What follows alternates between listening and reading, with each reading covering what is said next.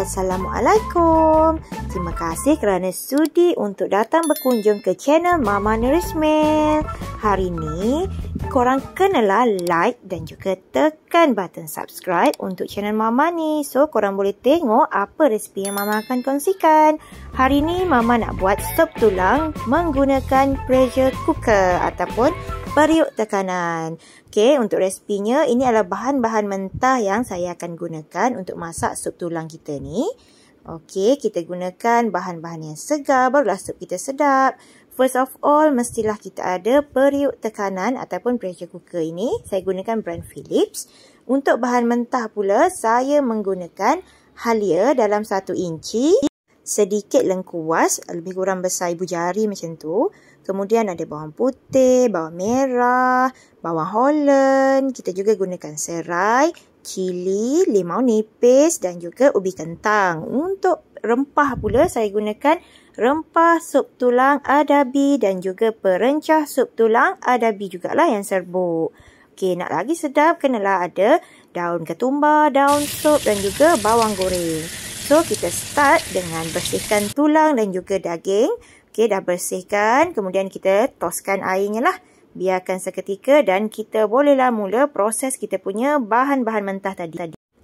Semua bahan-bahan mentah seperti halia, lengkuas, bawang putih, bawang merah.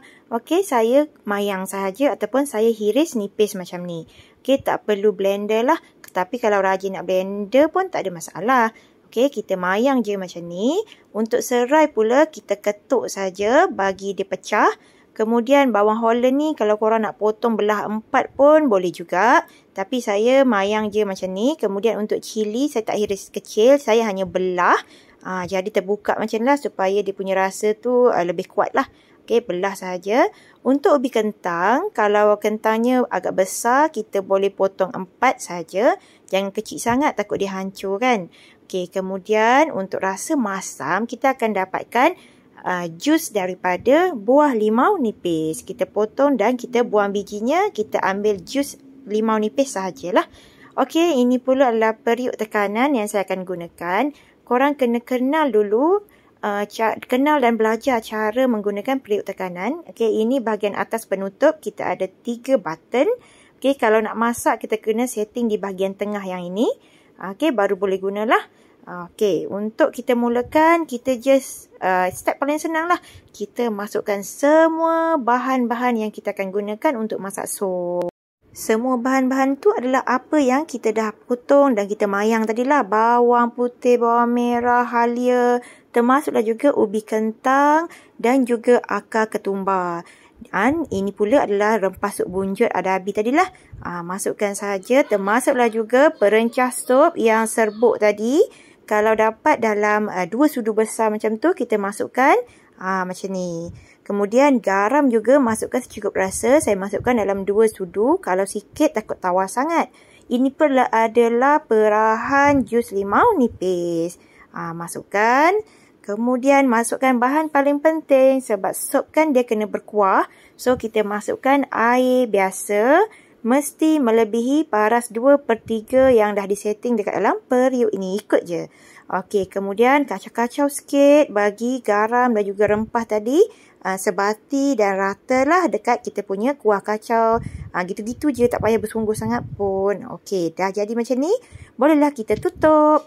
Okey, pastikan korang ikut step yang betul lah tau. Sebab pressure cooker ni dia agak bahaya kalau kita tak guna dengan kaedah yang betul lah. Handling tu salah, dia bahaya. Okey, make sure settingnya di bahagian yang kedua. Kemudian kita onkan switch. Kemudian pilih button beef dan tender. Yang bawah sekali tu, tekan je.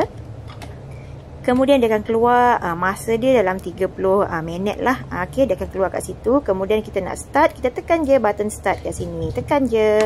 Okey, so dia akan mula untuk masak. Kita biar je seketika, kita boleh buat kerja lain. Dah masak. Make sure tekan off dulu. Dah tekan off, jangan terus buka penutup tau. Sangat bahaya. Okey, kena hati-hati. Kita kena tolak bahagian sini ke hujung. Hati-hati dengan wap panas. Jangan terus buka penutup tau. Korang boleh dengar kan bunyi tu. Bunyi tu dia akan keluarkan steam ataupun wap panas.